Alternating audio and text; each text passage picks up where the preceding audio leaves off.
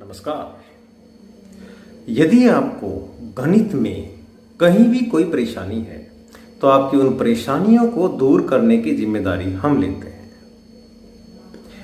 लेकिन एक जिम्मेदारी आपको लेनी होगी कि इस चैनल को आप तुरंत सब्सक्राइब कर लें और नियमित रूप से हमारे साथ गणित का अभ्यास करते रहें।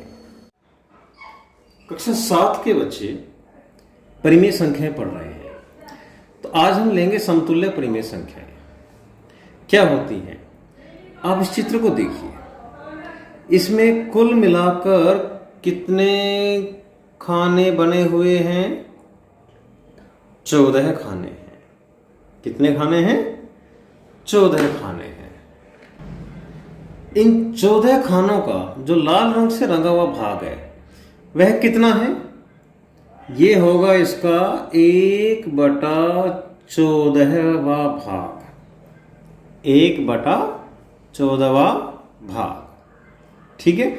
इसी तरह सभी भाग जो हैं, जो संख्या लिखी है 1/14, 1/14, 1/14, सभी 1/14 हैं। अब आप ये जो हल्का हल्का रंग देख रहे हैं, यहां से यहां तक ये कितना भाग है आप बताएंगे? भाई कुल 14 हैं, यानी हमने इनको बांटा 14 भागों में से। कितने भागों में से बांटा? 14 भागों में से। और कितने भाग लिए यहां पर? 1, 2 भाग लिए, तो ये 2/14 है। क्या है ये? 2/14 है। अब आप बताएंगे कि ये भाग कितने हैं? भाई आपको पता है कुल मिला के 14 भाग हैं, तो हमने कितने में से लिए हैं इनको? 14 भागों में से लिया है। और 14 भागों में से कितने भाग लिए? 1, 2, 3, 4, 5, 6, 7। तो ये 7 भाग आ गए। 14 भाग में से हमने 7 भाग लिए हैं। थोड़ी देर के लिए आप ये भूल जाओ कि इसके अंदर भी भाग है। आप बस इस बिंदु A, बिंदु B और बिंदु C पर ध्यान दो। तो अब ये कुल मिलाकर AB एक भाग हुआ और BC दूसरा भाग हुआ। तो अब आप मुझे बताइए कि इन 2 भागों में से ये कितना भाग है? ये पूरा पूरा एक भाग हो गया। कुल भाग कितने दिए हमने? AB और BC, यानी 2 भाग लिए, और 2 में से यहां हमने एक भाग अलग कर दिया, तो ये 1/2 हो गया। अब थोड़ी देर के लिए भूल जाइए। अब आप मानिए कि 2 कॉलम का एक भाग है। 2 का 1, 2 का 1, 2 का 1, 2 का 1, 2 का 1। और इस तरीके से हम देखते हैं कि 14 भाग के आधे होकर 7 रह जाएंगे। हमने 7 में से ये 2 भाग लिए, ये एक भाग हो गया 7 का, तो ये हो गया 1/7। तो आपने देखा जो 2/14 है वही 1/7 है, जो 7/14 है वही 1/2 है। इसका मतलब ये है कि 1/7 और 2/14 बराबर हैं। इसी तरह से हम इधर भी ले सकते हैं कि 1/2 और 7/14 बराबर हैं। ये चीज क्लियर हुई? अब ये बराबर है तो हम इनको कहते हैं समतुल्य परिमेय संख्याएं। आप इनमें क्या संबंध देख रहे हैं कि इसमें हमने अंश और हर में यदि 2 से गुणा करें, अंश में भी और हर में भी, तो 2 एकम 2 और 2 सते 14 आ जाता है। उसी तरह यहां हम देख रहे हैं अंश और हर में यदि हम 7 से गुणा करें तो 7 एकम 7 और 7 दूनी 14 आ जाता है।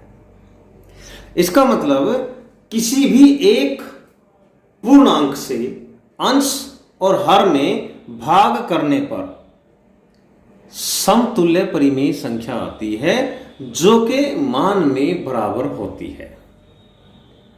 समतुल्य परिमेय संख्या जो मान में बराबर होती है। अब हमारे पास संख्या है 3/5। तो इसके समतुल्य कौन कौन सी संख्या हो सकती है? पहले तो 2 और 2 से गुणा करो, तो 2 दिया 6 और 2 पंजे 10। केवल इतना ही नहीं, ये बराबर किसके होगी? इसको हम 3 और 3 से भी गुणा कर सकते हैं। जितने से अंश में गुणा करेंगे उतने से हर में गुणा करेंगे। तो अब 3 से करें तो 3 तिया 9 और 3 पंजे 15, ये भी समतुल्य हुई। केवल इतना ही नहीं है, इसको हम 4 और 4 से भी गुणा कर सकते हैं। तो 4 दिए 12 बटे 4 पंजे 20, ये भी समतुल्य हो गई है। इसी प्रकार 5 से गुणा कर सकते हैं, तो 5 दिए 15 बटे 5 पंजे 25। तो ये सभी समतुल्य संख्याएं आ जाती है, समतुल्य परिमेय संख्याएं। अब हम देखेंगे समानता की जांच कैसे की जाती है। मान लिया आपके पास 2 संख्याएं हैं, एक है -16/20 और एक है 20/-25। तो इनकी समानता की जांच आप कैसे करेंगे? क्या ये समतुल्य हैं? क्या ये दोनों भिन्न समान हैं? इसकी जांच कैसे करेंगे? इसकी जांच के 2 तरीके हम आपको बताते हैं। पहला तरीका, हर को समान करने पर। अब इनके हर को समान कैसे करेंगे भाई? हम पहले ये जो माइनस के चिन्ह हैं इनको हर से हटाकर बीच में ले लेंगे। हम इन संख्याओं को करेंगे -16/20 और -20/25। अब इनके हम हर समान करेंगे। समान करने के लिए बड़ा अच्छा तरीका आपको आता है, इनका हम लघुत्तम समापवर्त निकाल दें। क्या आएगा? ये 5 से कट जाएगा, 5 चौक 20 और 5 पंजे 25। अब ये तो सह अभाज्य संख्याएं हैं, इससे आगे किसी एक संख्या से दोनों नहीं कटती। तो यहां पर लघुत्तम समापवर्त आपका हो जाएगा 5 गुना 4 गुना 5, 5 चौक 20 और 20 पंजे 100। ठीक है, तो अब यहां पर आप 100 कर देंगे। अब ये 100 इसका भी हर होना है और ये 100 इसका भी हर होना है। अब इसका हर 100 होने के लिए आप 20 में किससे गुणा करेंगे? 5 से। तो आप ऊपर भी 5 से गुणा कर देंगे। इसका हर 100 करने के लिए 25 में किसकी गुणा करेंगे? 25 चौका 100, 4 से। तो ऊपर भी 4 से गुणा कर देंगे। अब यहां 16 पंजे 80 और ये दब गया 80/100। अब ये दूसरी संख्या जो है 20 चौक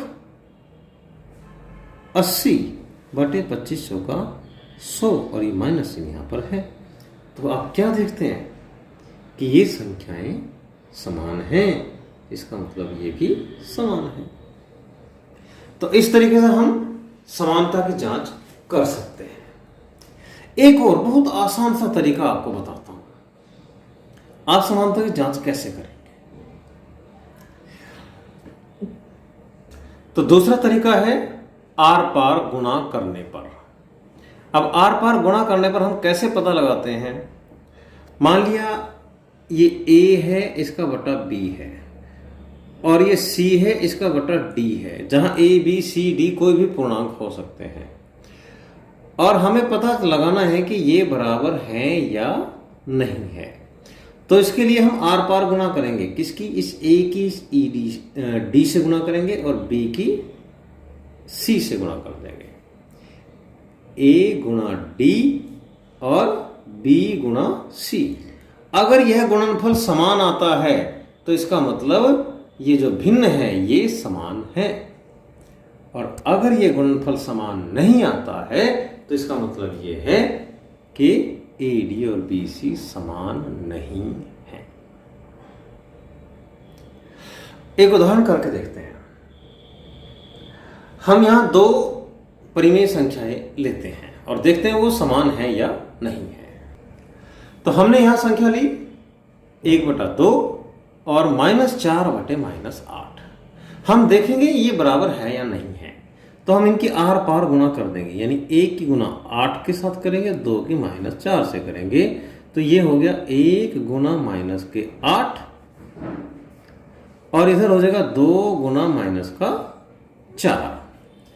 तो ये प्लस का है, ये माइनस का है, अलग अलग चिन्ह है तो माइनस में आएगा, 1 8 8।